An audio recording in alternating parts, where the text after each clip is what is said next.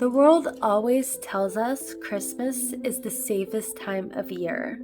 Lights glow in the windows, snow softens sharp edges, families gather, doors are unlocked, voices laugh a little louder because the cold presses in and reminds us how fragile warmth really is.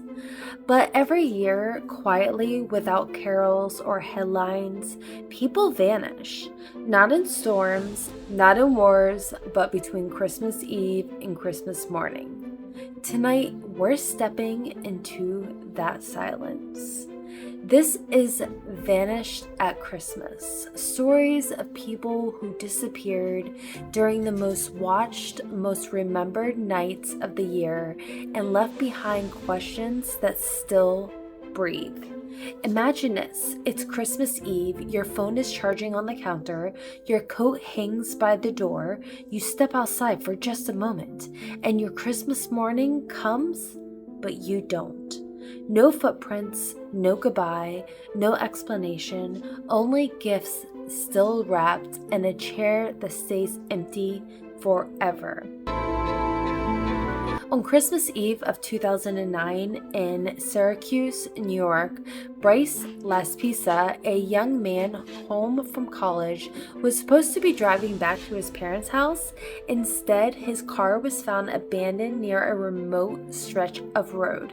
Headlights on, doors unlocked, no blood, no struggle, just snow. His phone last pinged in the early hours of Christmas morning. Search teams followed footprints until they didn't.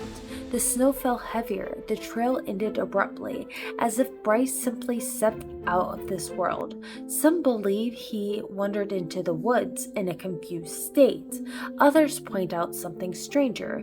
No body, no clothing, no sign of exposure. In freezing temperatures, the human body leaves evidence. It always does. Unless something intervenes. Locals whispered about disorientation caused by hypothermia, people stripping clothes, walking calmly into death.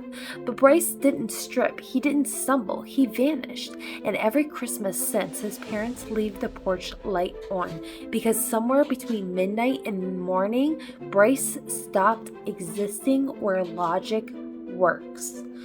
Christmas disappearances share a pattern. They happen when people let their guard down, when routine changes, when expectations override instinct, and sometimes they happen when someone should not be alone.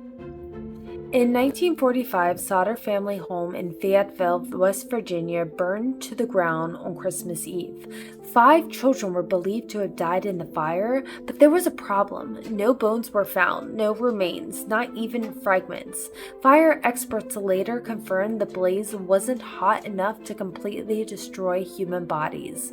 Neighbors reported seeing unfamiliar men near the home earlier that night. A woman claimed she saw the children alive in the car the next morning.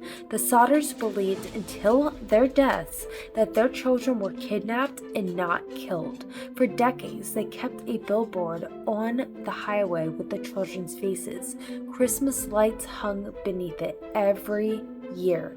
A reminder that not all fires destroy, some only hide. And to this day, the Sauter children remain officially missing. Now ask yourself this, if 5 children vanished today on Christmas Eve, would we just accept they burned away without proof? Or was Christmas night the perfect cover? On December 26, 1996, Patricia Meehan crashed her car near Circle, Montana. When a state trooper approached, Patricia got out, smiled, and walked into the freezing prairie. She left behind her purse, her ID, her car running. Search dogs tracked her scent for miles and then lost it.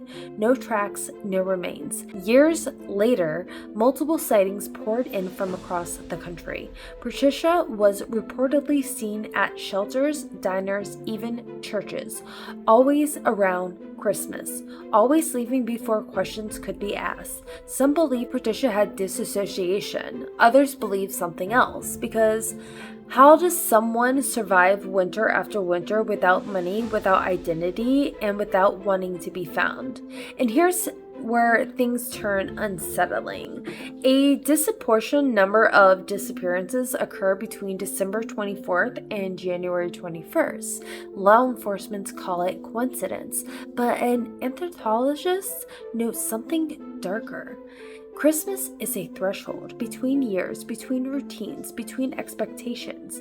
Ancient cultures believed thresholds were dangerous, that things slipped through. People, too. In 1928, Walter Collins, age 9, disappeared just days before Christmas in Los Angeles. Months later, police returned a boy claiming to be Walter. His mother said immediately, "That is not my son." The police dismissed her. The imposter eventually admitted he wasn't Walter. Walter Collins was never found. The case exposed corruption, deception, and possibly ritualistic abuse, and Walter's disappearance during the holidays was buried beneath celebration, because Christmas makes us want neat endings, and this story refuses to have one. Christmas lights don't keep the darkness out. They only remind us it's there. Every year, families set extra plates. Every year, someone waits by a window. Every year, a name is whispered into the cold.